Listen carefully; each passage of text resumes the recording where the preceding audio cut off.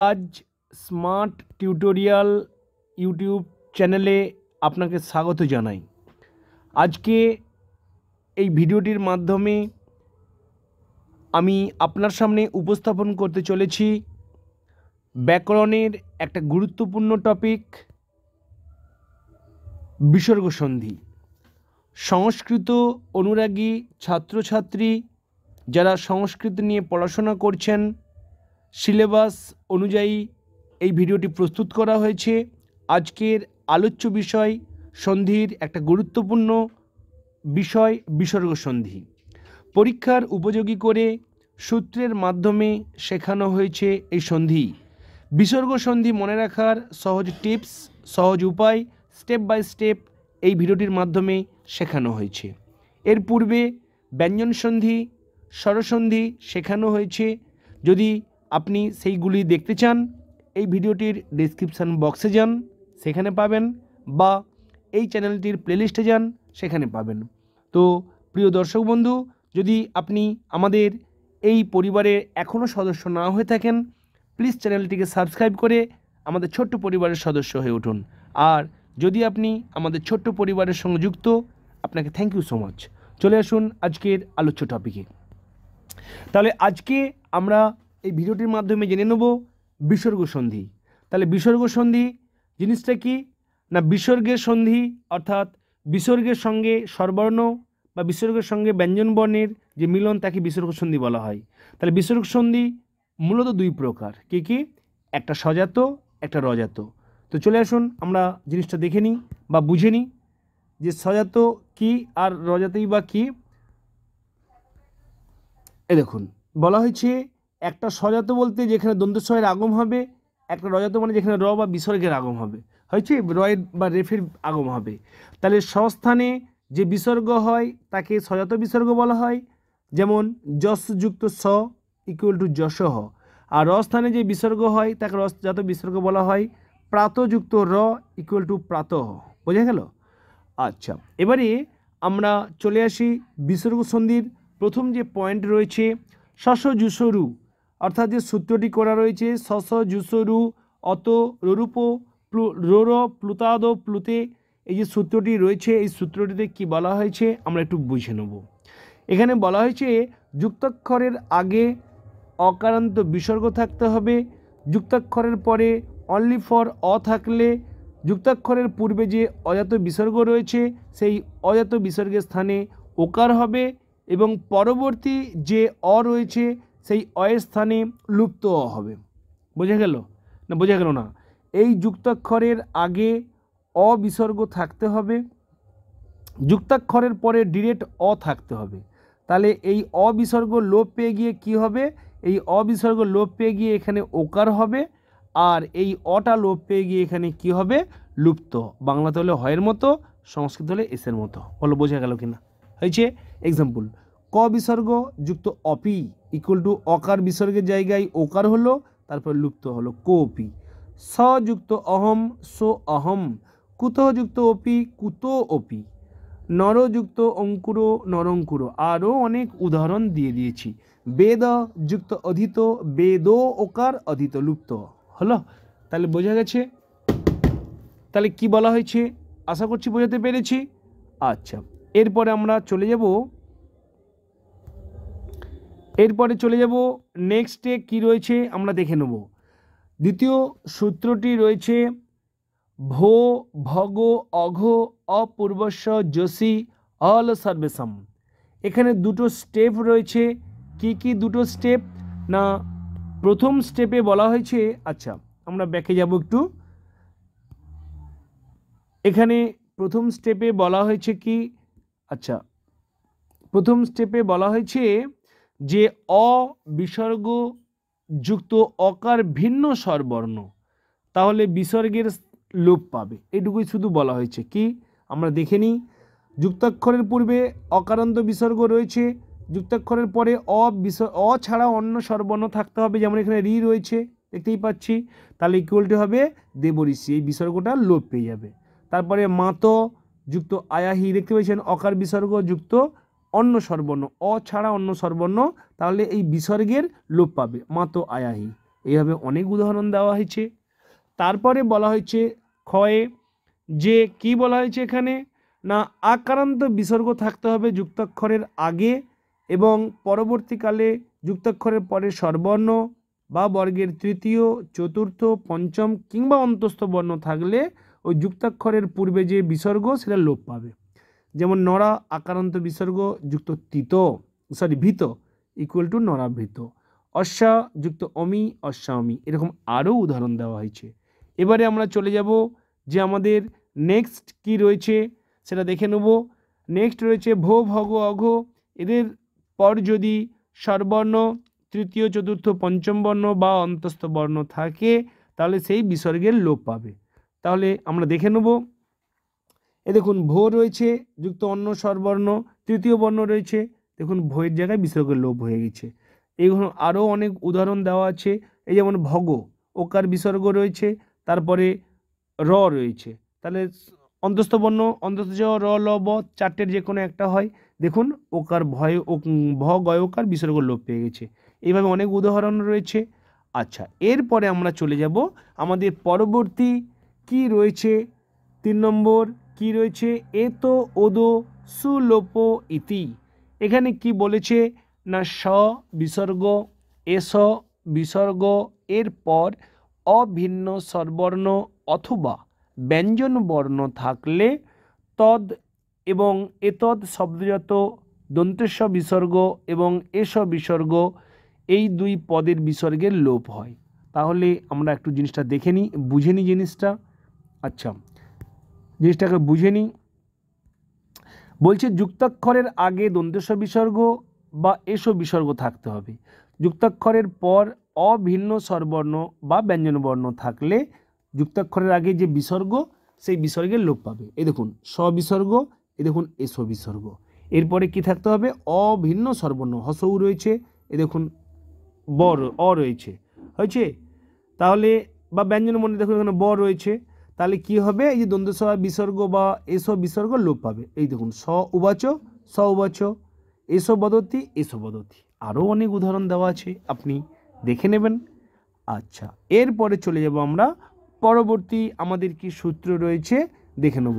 কি রয়েছে স্তোশ্চুনাশ্চু স্টুনাস্টু বিসর্জনীয়স্য, very very important.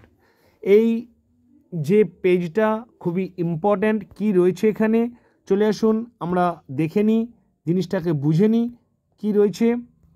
চলে আসুন, এখানে বলা হয়েছে যে প্রথমে বলেছে যে বিসর্গযুক্ত চ ছ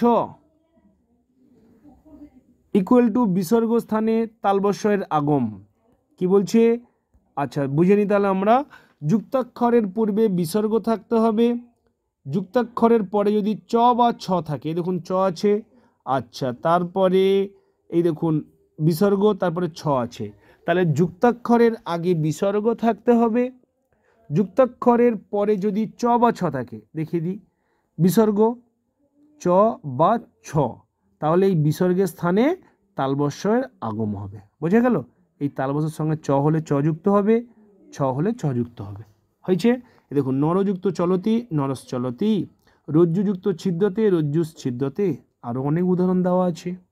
নেক্সট চলে আসুন, এখানটা বুঝিয়ে দিই এই ক্ষয়টা কি বলা হয়েছে, খুবই ইম্পর্ট্যান্ট এই পেজটা। যুক্তাক্ষরের আগে বিসর্গ থাকতে হবে, যুক্তাক্ষরের পরে ট বা ঠ থাকলে বিসর্গ স্থানে মূর্ধন্য আগম। এই যুক্তাক্ষর আগে বিসর্গ থাকবে, পরে যদি ট থাকে বা ঠ থাকে, এই বিসর্গ লোপ পেয়ে গিয়ে মূর্ধন্যস্ব হবে। মূর্ধন্যস্যের সঙ্গে ট যোগ হয়, মূর্ধন্যস্যের সঙ্গে ঠ যোগ হবে, যেটা থাকবে। যেমন ভীতযুক্ত টলতি, ভীতস্টলতি। আচ্ছা, ধনুযুক্ত টঙ্কার, ধনুষ্টঙ্কার, স্থিরযুক্ত ঠক্কুর, স্থির ঠক্কুর, আরও অনেক উদাহরণ দেওয়া আছে। বোঝা গেল? নেক্সট গ, ভেরি ভেরি ইম্পর্ট্যান্ট। যুক্তাক্ষরের আগে বিসর্গ থাকবে, পরে যদি ত বা থ থাকে, এই বিসর্গের লোপ পেয়ে গিয়ে দন্তেস্ব হবে, ত থাকলে ত যোগ হবে, থ থাকলে থ যোগ হবে দন্তেস্বর সঙ্গে। এক্সাম্পল নদ্দা আকারান্ত বিসর্গ যুক্ত তিরম, নদ্দা স্থিরম, দেখুন দন্তেস্ব ত আছে। উন্নতযুক্ত তরু, উন্নতস্তরু, এরকম অনেক উদাহরণ দেওয়া আছে। হয়েছে? তাহলে আমরা কি শিখলাম যে চ বা ছ যুক্ত হয় তালবস্যর সঙ্গে, ট বা ঠ যুক্ত হয় মূর্ধন্যস্বর সঙ্গে, ত বা থ যুক্ত হয় দন্তস্বর সঙ্গে। হয়েছে, স্টেশন বানানো অনেক জায়গায় দন্তস্বর ট থাকে, দন্তস্বর সঙ্গে কিন্তু যুক্ত হয় ত বা থ। আর ট ঠ যুক্ত হয় মূর্ধন্যস্বর সঙ্গে, অনেক জায়গায় ভুল থাকে, স্টেশন মূর্ধন্যস্বর ট হওয়ার জায়গায় দন্তস্বর ট থাকে, আপনারা দেখলেই বুঝতে পারবেন। চলে আসুন, খুবই ইম্পর্টেন্ট একটা পেজ ছিল। চলে আসুন নেক্সট পেজে প্রবেশ করি। পরবর্তী পেজ কি রয়েছে, হসিচ। এখানে কি বলা হয়েছে হসিচ সূত্রে? দুটো পয়েন্ট রয়েছে। কি দুটো পয়েন্ট? না, যুক্তাক্ষরের পূর্বে অকারান্ত বিসর্গ, যুক্তাক্ষরের পরে বর্গের তৃতীয়, চতুর্থ, পঞ্চম বা অন্তস্থ বর্ণ থাকলে যুক্তাক্ষরের আগে অকারান্ত বিসর্গের স্থানে ওকার হয়। যেমন সদ্য অকারান্ত বিসর্গ যুক্ত জাত বর্গের জ, বর্গের তৃতীয় বর্ণ বর্গের জ, চ ছ জ বর্গের জ। তাহলে এই যে সদ্য দয়ফলা বিসর্গ অকারান্ত, ওটা ওকার হবে, তাহলে সদ্য জাত। শীতযুক্ত বায়ু, শীত বায়ু, আরও অনেক উদাহরণ দেওয়া আছে। নেক্সট চলে যাব, কি বলেছে না, যুক্তাক্ষরের পূর্বে বলছে রজাত বিসর্গ থাকে, যুক্তাক্ষরের পূর্বে যদি রজাত বিসর্গ থাকে এবং পরপদের প্রথমে যদি স্বরবর্ণ বর্গের তৃতীয়, চতুর্থ, পঞ্চম কিংবা অন্তস্থ বর্ণ থাকে, তাহলে কি হবে, সেই বিসর্গের স্থানে র হবে। এক্সাম্পল আমরা বুঝে নেব, তাহলে জিনিসটা বুঝে নিই।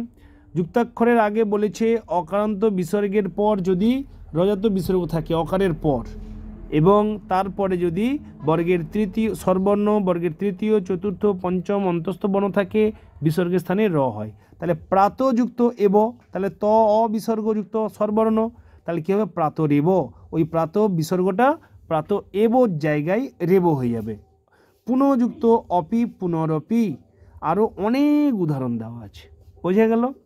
আচ্ছা, আমরা পরবর্তী আমাদের কি সূত্র রয়েছে আমরা দেখে নেব। কি বলেছে, ই দু দু পদস্য চা প্রত্যয়স্য। কলমটা নিয়ে নিই, তাহলে বুঝতে পারবো এখানে কি বলা হয়েছে। এখানে বলা হয়েছে যে বিসর্গ থাকবে যুক্তাক্ষরের আগে, যুক্তাক্ষরের পরে ক, খ, প, ফ থাকলে ইকুয়াল টু বিসর্গের স্থানে দন্তস্ব সত্যবিধান অনুসারে সেটা মূর্ধন্যস্বরে পরিণত হবে। হয়েছে, যেমন এক্সাম্পল দয়স বিসর্গ যুক্ত করম, দুষ্করম। বহিযুক্ত কৃত, বহিষ্কৃত। নিযুক্ত কাম, নিষ্কাম। নিযুক্ত ফল, নিষ্ফল। আবিযুক্ত কৃতম, আবিষ্কৃতম ইত্যাদি অনেক উদাহরণ দেওয়া হয়েছে, বোঝা গেল। নেক্সট যদি আমরা দেখি পরবর্তী পেজে কি সূত্র রয়েছে, দেখতে পাবো ভেরি ভেরি ইম্পর্ট্যান্ট সূত্র রয়েছে। কি কি না, রো রি ঢ্রলোপে পূর্বস্য দীর্ঘ অনহ। এখানে দুটো স্টেপ রয়েছে। কি কি দুটো স্টেপ, পেন্সিলটা নিই তাহলে বোঝাতে আমার সুবিধা হবে।